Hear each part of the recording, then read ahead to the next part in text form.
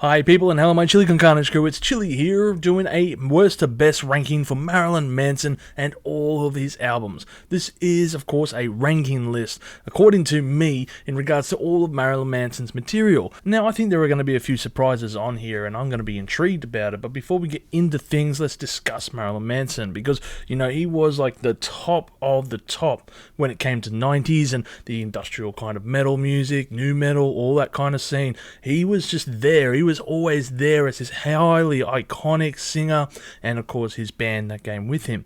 But of course this has changed a bit over time due to of course the nefarious details surrounding the allegations that have come out recently. And it's been a bit of a hard time to really be a Marilyn Manson fan. It's kind of, we covered this as well with, controversial artists and an episode that we did. So if you were interested about, various artists, which covers also Marilyn Manson, go check out that episode in, our discussion. We have a special guest on there with JC, I think, and Hector from Chill Dude on the Couch. But anyway, especially with this resurgence of Marilyn Manson because he just signed on to Napalm Records, I thought I'd just ride that hashtag, gravy train and jump on board and make this list.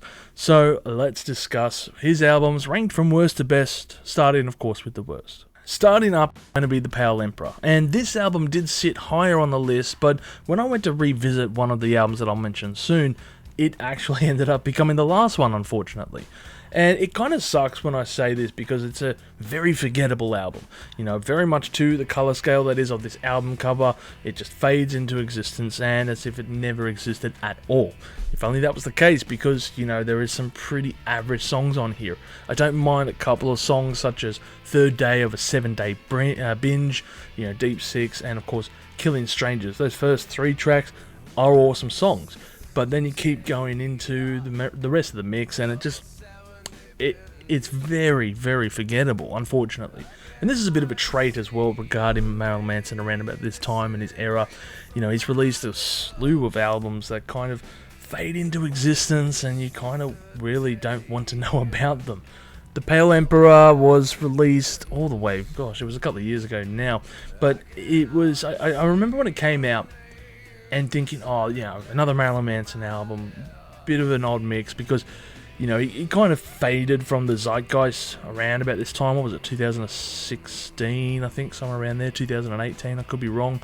But he faded from the public zeitgeist, and it was like, how much can he hold the attention of people doing the music that he does? Because it kind of felt, very of its era. But, he did alright here. It's definitely not a strong album. Unfortunately, it's the worst one on my list. So, yeah, besides those first three tracks, can't really recall anything else.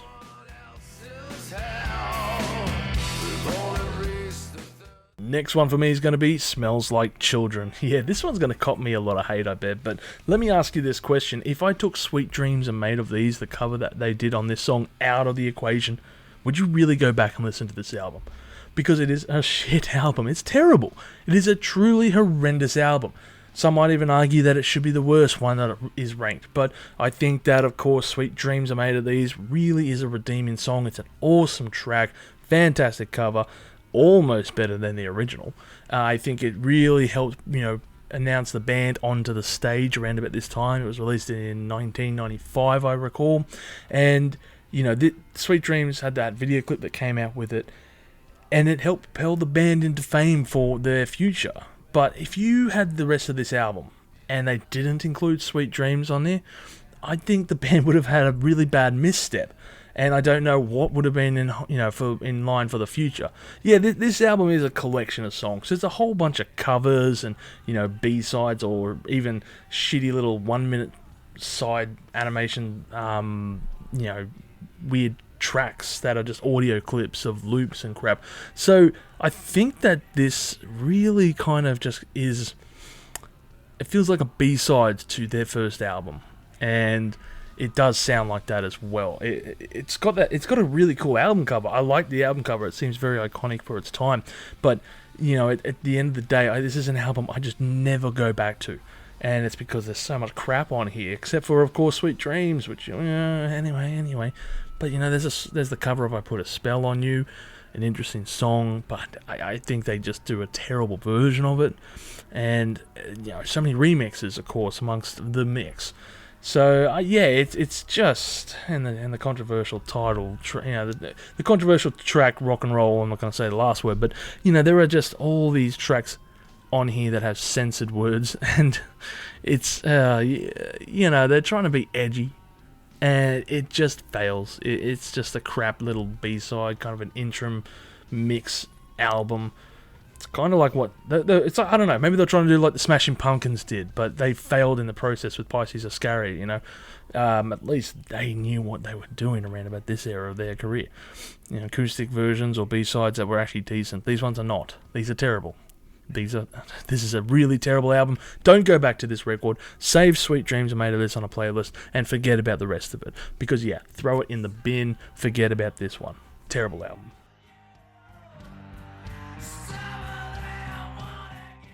Heaven Upside Down.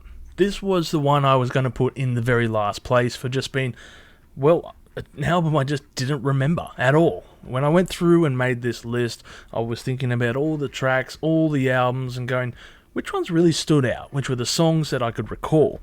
At least with The Pale Emperor, I could recall a couple of tracks such as 3 Day Binge. However, with Heaven Upside Down, I don't recall any of it. Say 10 was a terrible track, I thought, and Tattooed in Reverse is okay compared to it, but everything else was just But then I re-listened to it just the other day, and I'm like, you know what? This isn't a bad album. It just doesn't get a lot of rap, of course, because it's in that era of Marilyn Manson that a lot of people choose to forget, and for good reason too. But it's just this terrible. It's a pretty average album. It's very pedestrian, is what I'm trying to say. And I think it's Marilyn Manson's kind of lost his way in a degree. He's just shooting for the stars. He's doing things. He's doing his own thing, of course. But I don't think he's got the right backing band at this stage, and it kind of really shows that he's just trying for a slight. He's trying to play it safe, I guess. There's nothing here that is incredibly audacious compared to his previous records, and it's just meh. Okay, say 10 for example. Okay, yeah, that's the play of words, fantastic. That would be, of course, prevalent on various other tracks that we would see, and even in the future. But yeah, it was a forgettable album, but when I revisited it and I thought, you know what, this isn't too bad. Definitely an overshadowed record, one that you probably should go back and listen to, and you might find yourself enjoying bits of it a bit more than you really thought you would have. Yeah, because I feel like when it comes to this part in his career, everyone just kind of disregards this decade of his life. And of course, Heaven Upside Down is one of those albums, and it's probably in your memory for being a terrible album, but it's not really as bad as you would imagine. Go back and listen to it, I urge you.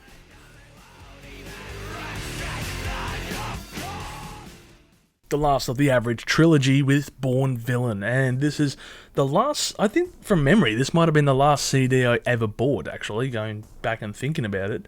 I remember it had that little cardboard kind of cover, that recycled cardboard design, and, it was like, oh, cool, Marilyn Manson's got a new album out, fantastic, let's go out, buy the record, and this is just about the time that I think I was about to get Spotify, so the day and age of purchasing CDs was nearing an end, and I went out and bought the Marilyn Manson CD. I think it was $10, and I played it once or twice, and then I think I lost it in my car. It was one of those albums that was pretty forgettable, and the album cover as well was just kind of like meh. It's intriguing with this little blue face close up of Marilyn Manson there, but isn't a bad album. I think it's pretty decent for some tracks there, but it is a very long album as well from memory. It's got quite a few tracks here that I'm reading over, and it's just one of those scenarios that it's tedious on playthroughs. It's not highly exciting. I don't think there's a track that truly stands out, but I don't think there are tracks that are absolutely horrendous either. Maybe with the exception of, I guess, maybe Pistol Whipped. I know there's a lot of flack for that one. But there are certainly a lot of tracks here that just fall in the middle, and it's one of these albums that are kind of like, it's fine. I don't mind it, but it's not the one that I'm going back and playing on repeat. It's definitely not got really any tracks compared to the others that I've mentioned that stand out. But again, like I've mentioned, it's not really got any tracks that are really horrendous compared to the others that I've already mentioned.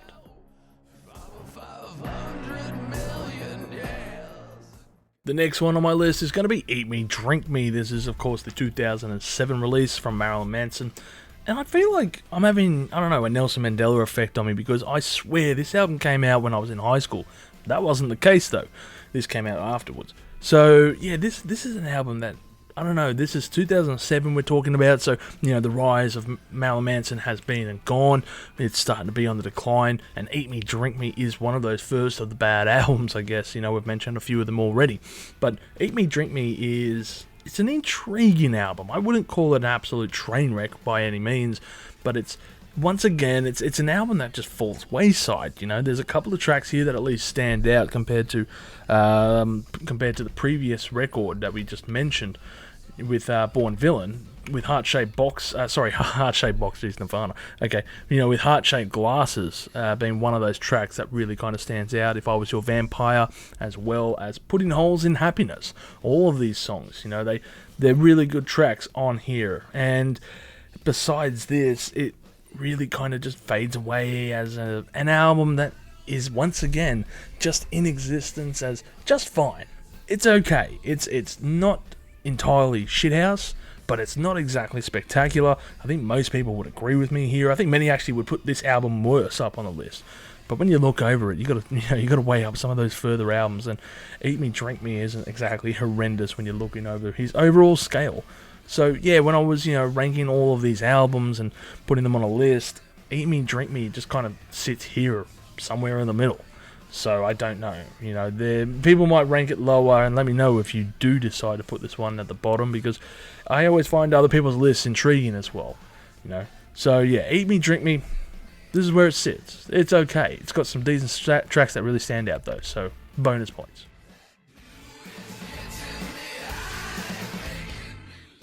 The Golden Age of Grotesque. I do recall when this album came out very vividly, because I went out and bought the album. I knew Marilyn Manson by this stage, of course, and, to see a new Marilyn Manson album come out, I had to go and get it, of course. And I remember also with This Is the New Shit. That was that big song that came out around about that time, and fantastic song, absolute banger. I think it might have been used in one of the Matrix films. I think it was the second one, possibly Reloaded. It feels like it definitely should have been on that soundtrack if it wasn't. But, the Golden Age of Grotesque obviously had that massive song, This Is the New Shit. Absolute banger of a tune. Saint or Ain't, whatever you want to call it. And Use Your Fist and Not Your Mouth. This is also one of those albums that kind of interplays with the revolving door mechanic that the band would soon be known for, because, you had the band, you had Twiggy Ramirez, who had left by this stage, who was replaced by Tim Skold, and it was also the final albums for John 5 and Madonna Wayne Gracie. Now, when it comes to the the band, I should say, John 5 is usually held up with such high esteem in, their record. I don't know really why, because the albums that he really appears on are fine, they're decent, but I kind of feel like, when John 5 joins Marilyn Manson, he's held back by the band and their capabilities, because he's an amazing guitarist. He's absolutely incredible. If you go and listen to his solo stuff, it's next level what he is just capable of. And, with Marilyn Manson, he wrote some cool riffs, but at the end of the day, he just was being on training wheels. It was almost like that. The guy is a guitar virtuoso, and here he is just doing simplistic riffs with This Is the New Shit. And maybe this is just a chance for him to just explore and maybe, earn some money. Who knows why he joined Marilyn Manson to begin with. But, he definitely made a name for himself, enough to go out and do his own stuff after. So, yeah, he's with the band for 2 albums, and this was his last album, The Golden Age of Grotesque. Not a bad album, one that I really look back on, I guess, with high regard. But when I went back to revisit it, I said, no, it's actually not as good as I recall. Maybe there's just something that's changed in me as of recent. Maybe I've got to give this one another listen, but, it's a very long album, 16 tracks, 1 hour in length almost, and it was just Yeah, it was one of those albums that kind of it just didn't live up to the expectations from what I remembered back in my youth. Maybe because I just haven't listened to it in 12 years or something like that as well. There are definitely some other albums that I prefer listening to. Maybe you like the Golden Age of Grotesque, I don't know. But anyway, this is where it sits on my list.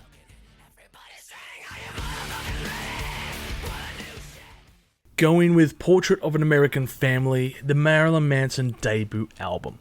Or was it their debut album? I kind of forget. That was back when they were known as Marilyn Manson and the Spooky Kids, or whatever that was. But yeah, this is definitely the album that is the start of Marilyn Manson and his band. So I think Portrait of an American Family is a very good album, a very good debut album that just doesn't get a lot of airplay because, maybe there's not a lot of tracks here that people would remember, not high repetition in the live settings, and, it's definitely overlooked, and it's criminally overlooked, I should even add. Cake and Sodomy, I love that one, Lunchbox, Organ Grinder, and this is like 1994, so you kind of got to remember this is around about the time that White Zombie was making it big with La Sexorcist and all those albums that they were coming out with. So it was like that perfect blend around that time. They're not entirely industrial. They're more raw. They're more, capable of their earlier stuff. It's very cool going back and listening to it and thinking, yeah, this is a really solid album by a hungry band. And the album artwork as well is very odd compared to what you would see in the future. I think it's one of those albums that doesn't have Marilyn Manson on it. There's not many records that don't have Marilyn Manson's likeness on the front of it. Might be the only one. I don't know. Anyway, but yeah, and it's just this really cool little, I don't know, sneak peek back in the day. It's a time capsule, if you will. If you haven't listened to his debut album and you're a Marilyn Manson fan, you got to go back and listen to it because it's really sick. Go back, highly recommend. Go back and listen to it. All right, you'll enjoy it.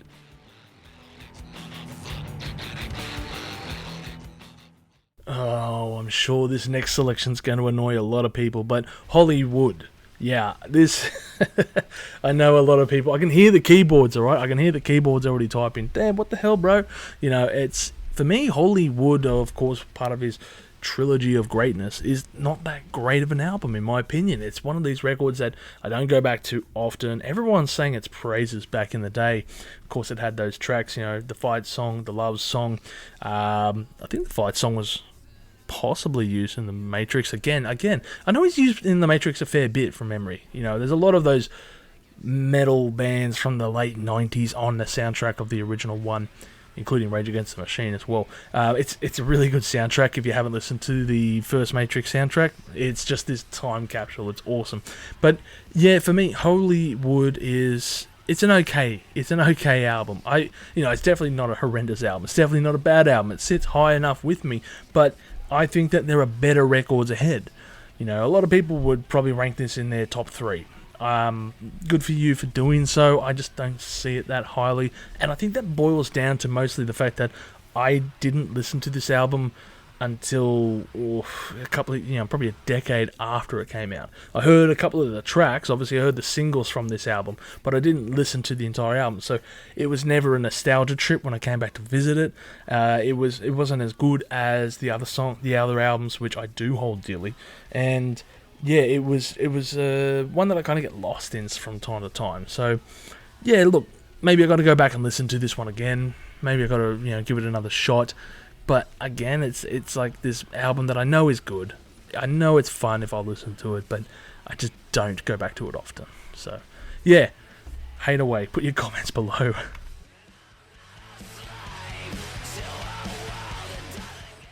If you hated me because I put Hollywood so far up the list, then you're really going to hate me for putting the high end of low before it. I know a lot of people hate this album. I don't know why. I think it's an amazing record. I think it's like this very experimental one as well compared to many other albums that he has in his discography bar one. And I think that it really works. There's a lot of tracks here that he just does various other stuff. And it was an album that I got when it came out, back in 2009. And I played it on loop constantly. Yeah, it does drag on. It's a long record. What is it, like an hour and 15 minutes? It's a bloody long album. There's a lot of tracks. You got to cut probably 4 songs, and it would have been perfect. It probably would even be higher than what it would be if you took a couple of tracks off there. But for me, Four Rusted Horses is an amazing song. I love that track, and I'm a goddamn motherfucking get in. Blank and White, all these songs like this. I Want to Kill You Like They Do in the Movies. I love this song. It does. I know a lot of people probably hate it. It drags on, feels like too long of a song at 9 minutes in length. But I love long songs by bands that don't typically do long songs. It allows them to try something different. And sometimes it works, sometimes it doesn't. For me, it works on here. And you can see that again to bring up Smashing Pumpkins. You can see that on some of their other albums as well, like the Machines of God or whatever, and that other album that I've completely had a mind blank on. But XYU is the song I'm trying to think of. Sorry, 7 odd minutes compared to the other songs on hand. And I just absolutely love this record from more or less start till about, I don't know, maybe I Want to Kill You Like They Do in the Movies. Then there's those 3 tracks that I absolutely don't like. And this is where it is. This is the lull in the album. It's just Wow, White Spider, Unkillable Monster. But then it's cool again when it goes to We're From America, which kind of feels like a callback to We're the Kids of America. It feels like a twist of that song, and in his way. And Marilyn Manson, of course, has that method to just take a song like this and change it in such a manner to do it that way. And I feel like it's almost a spiritual successor to the song. I might be reading into that one a bit too much, but I feel like it is. It just wouldn't surprise me to hear that he came out and said, oh yeah, I listened to that song and I wanted to try and make something in I don't know, in succession of it, if you will, in my style, because that's what it comes across as to me.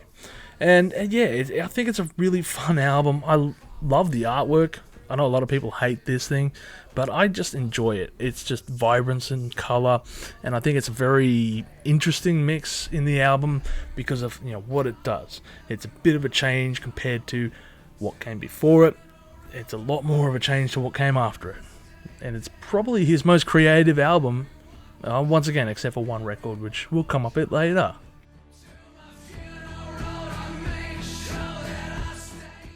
We Are Chaos. Or is it We Are Legion? No, it's definitely We Are Chaos. Yeah, this album, I love it. I think it's a fantastic record. And when it came out, I remember back in 2020, I was thinking, yeah, Marilyn Manson's made a new album. What the fuck is this album cover? It looks horrendous. It's a terrible album cover. And I just had no hope for it. I'm like, I'll play this. I'm sure it'll be a pretty shitty album, just like these last couple of records. But whatever, I'll just give it a spin because why not? And I am absolutely engorged by this one. From start to finish, I think this is probably his most concise effort he's ever done. It's probably one of his shortest albums I think he's ever done too. It's 42 minutes in length. It's only 10 tracks. I don't think there's any other album in his catalogue that is so short. And I think that's one of the methods that really works well on here. He's not trying to put all these tracks. He's not trying to put 15, 16, whatever tracks on this album and maxing out the CD runtime. He's just going, nah, fuck this. I'm going to put 10 tracks on here. I'm going to put all my effort into that. Screw the other, 15 that I may have written. I'm going to throw them away. And he's focusing on these songs here. And it just starts really cool. It's got red, black, and blue. This, dystopian kind of sounding, slow-paced build-up of a track before we get to We Are Chaos. I think that's a fantastic track. Don't Chase the Dead. All these songs just coming into one another. And I think it's a fantastically produced album that definitely is one of his highlights. Obviously, the biggest highlight of the decade. By this point, Marilyn Manson had been on a massive downward spiral for the better part of almost 15 years. Pretty much from Eat Me, Drink Me, he'd been just going down this spiral, of being an obscure musician, to the point that we think that he would have never existed. He would have been this, oh, where are they now? Marilyn Manson, except for whatever happened, except for those things that came out. But yeah, We Are Chaos came out, I think, I loosely remember it coming out around about the time those allegations came out. I think they were very close to one another. Correct me if I'm wrong, people. I somehow have it in my brain that was the case. But yeah, from Eat Me, Drink Me, with exclusions to the high end of low, he's just gone on this downward trajectory. And We Are Chaos is just like this, fuck it, I'll do what I want records, and I'll just make it simple. I'll make it pure and simple, we'll make it work, and it did. I think It is a fantastic album. It's a fantastic, I guess, comeback of a sort.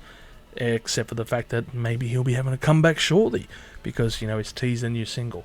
But I think I'll wait in here actually with that, because I've heard the single, I've heard the little snippet of it, and I didn't like what I was listening to. So, I don't know, maybe we'll be back on the beaten track here. So, anyway, look, We Are Chaos. I think it's a fantastic album. If you haven't really given it any chance to listen to, go and listen to it. If you really don't recall it, go and listen to it, because, I think it's a great album. I think it's fantastic.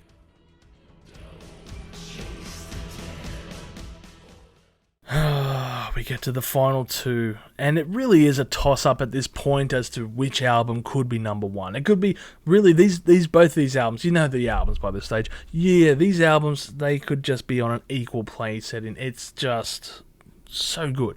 We're talking about the top of the top when it comes to Marilyn Manson, and, is at the height of his career. So which one comes in at number two for me? Well, it's going to be Mechanical Animal. Somehow, when I was looking over it, and I was tossing up between these two, which one am I going to go with?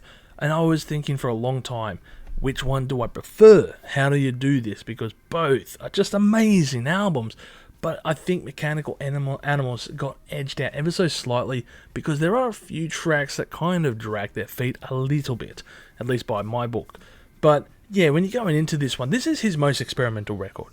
This is the one I was referring to back a couple of albums ago when I was talking about, the high end of low and Marilyn Manson sounding the most experimental he's ever been. I think this one is the most experimental he's ever been, because it's just this really weird eclectic mix of a band, and, Twiggy's bringing in fantastic bass lines on songs like, I forget the one now, I think it was The Speed of Pain. Yeah, The Speed of Pain. Just this amazing little acoustic build-up before it gets into the bass line of Twiggy just doing his thing, and I love that song. The Speed of Pain just does that all the time. And Dissociative, actually, sorry, I think it was Dissociative I'm thinking of. Just that, this warped kind of sound just going on. That, torture me, and it's Marilyn Manson doing that kind of fantastically done reading. It's he has that caricature about him that is. He doesn't need to sing in high notes or anything like that. He can do like a Nick Cave. He can just talk, and it's perfect. It's, if he's sort of like a walking the fine line between talking and singing, telling the stories, if you will, and it's just amazing to listen to. Yeah, and of course the album cover that probably will have to get censored when I'm putting it up there, but the highly iconic album cover that, of course, got that the joke from Family Guy, and hopefully I'll put it in there if I remember. But it was just such an in-your-face album. Who the fuck is this Marilyn Manson person, and why is she in such a method? What's going on here? This blank-looking alien with tits? I don't know. And it was such a big album cover for the time. A lot of people were talking about it because, I guess like they say, art is always supposed to make you think and talk about stuff. And this one got everyone talking. This was what I guess Marilyn Manson did best around about this era of his career. And that has been the controversial rock star, and just playing into those crowds that just wanted to hate on him so much. This is him bringing his charisma, his wit, all his stuff and his intellect together, and just knowing how to play the crowd. And he did it so goddamn well at this point as well. So, he is just riding on a high. He's on the high notes right here, and just been an absolute rock star in the process. But great big white world opening up song. The Dope Show, Mechanical Animals, Rock is Dead, another great song there. For me, I don't like The Drugs, but The Drugs like me. That's just one of those songs. It's really weird. That kind of, actually, this is the thing, I was listening to it today, and I was listening to I Don't Like the Drugs, and it's got those female vocals in the background, and for some reason I got in my mind that, if there was a Dark Side of the Moon of the 90s, and by that I mean it's just weird, experimental, going through the process, this could almost be the Dark Side of the Moon of the 90s. It's just this band that's going through, it's so iconic, of course, and everything about it from start to finish. It's got the female vocals even, Great Gig in the Sky, calling into that. But, it doesn't lean too heavily into one side or another. It goes into all kinds of electronic sections. It goes into rock sections. It does everything that you want it to do and is perfectly of its era. It maybe hasn't aged as well because, it's I don't know, something about like late 90s albums just don't. They don't age too well. But I love it. I love going back to this one. I'll always go back to this one. And yeah, it's a fantastic album. And I love the fact that, I think this was like the third album I bought of his. And I just played it to death. Absolute banger. And of course, one of the best albums he's done.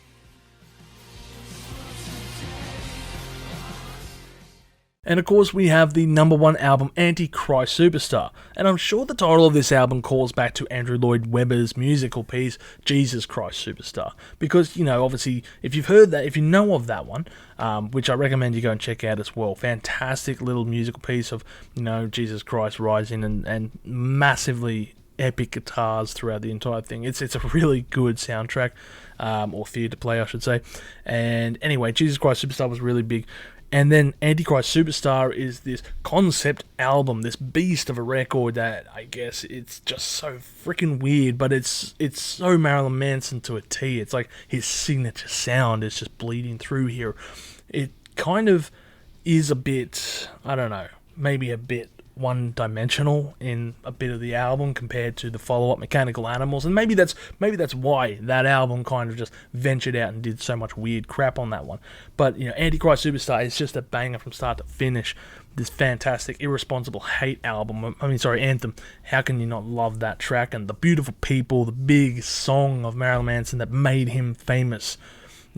Once again, if he didn't have that Sweet Dreams Are Made of These cover on his previous album, I don't know what would have been, I guess, Antichrist Superstar. Would it have come out? Maybe he was writing it and, the Smells Like Children album was a stopgap thing. Because it feels like Antichrist Superstar would have been a record that took a bit to write. It's a lengthy piece of music here. We've got an hour and 11 minutes. What's that? 71 minutes in total. Concept album in the process. And just absolutely amazing. And it's just, it was the first album I got by Marilyn Manson. It was definitely the track, because I remember The Beautiful People, and then I went down to the local library, and there it was staring at me with this fugly, I should say, cover. Look at that thing. It's horrendous to look at, but it's like, it's just great going back to it. Tourniquet, Little Horn, Cryptic Child, Worm Boy, and of course Antichrist Superstar, 1996, and The Reflection of God. All of these songs are just massive callbacks to, Marilyn Manson being at the top of his game, and just this meteoric rise in fame, of course, that, came from this. It's kind of weird when you're looking at it and thinking this was actually done in 1996, because it feels like a style that would be more emulated just a couple of years later. And there's a style that would kind of go on, or at least captured from here. So yeah, Antichrist Superstar may have been the precursor, even though, 9 Inch Nails may have been the precursor to them. But, it feels like they brought in those kind of influences from 9 Inch Nails, but they brought in a bit more of a rock aspect to it. A bit more hard-hitting in the way of awesome riffs. Not downplaying, of course, Downward Spiral, an absolute beast of an album. But yeah, Antichrist Superstar just feels like the continuation, I guess, of what 9 Inch Nails could have done. And it was always one of those things that, like, imagine Marilyn Manson and 9 Inch Nails if they got together. And I feel like someone's going to correct me here and say they did. But if they got together and wrote a song or two, or even just an EP around about this time, because Trent Reznor was shit hot around this time. Marilyn Manson's big. They're in similar fields. It really would have been sick to just hear them doing something together in regards to an EP, just a short album. But Antichrist Superstar, it is of course the first album got by Marilyn Manson, so I give it the points for being there. It was the first one that got me into him and his music, and it was a great album to start on. It's very big nostalgia trip when I go and listen to this one. 25 years nearly of Antichrist Superstar. So yeah, the album itself been out for close to 30 years now. Shit, we're getting old. But yeah, I have been listening to this one for close to 25 years, and it never gets tired on me. I just love it to death. So yeah, Antichrist Superstar, people, number one, of course. Was there any other choice?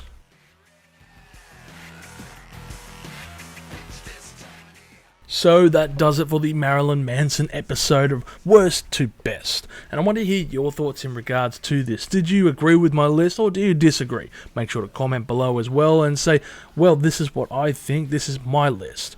Because I love reading these comments. I love people commenting and saying, this is how I would perceive the records. It's always interesting to hear these discussions from other fans as well in the community, because that's how I want it to be. I don't want to hear people calling out and saying this was a shithouse list, you're so wrong. It's an opinion. At the end of the day, that's all it is. It's an opinion. It's not right, it's not wrong, it's what I think, and that is it. So yeah, when I was making this list, there's one thing I just wanted to note. I didn't think We Are Chaos was going to be top 3 material, but it is. It's just weird how it plays into it so much, but it was just one of those records that, on reflection, I just love to death, and I just think, yeah, you know what, I guess it does earn that top 3 spot. Guess a lot of people will be pissed off in the process, considering where Hollywood would stand, but yeah, anyway, I guess that's the surprise amongst the list here. So anyway, everyone, you have a great day and stay spicy out there. If you've enjoyed this content, make sure to smash that like button, subscribe to us, and stay notified for future music-related content, because it keeps our manager happy at the end of the day. We are also on Discord, Instagram, Facebook, and all those other social platforms if you want to check us out. As always, people, you have a great day and stay spicy.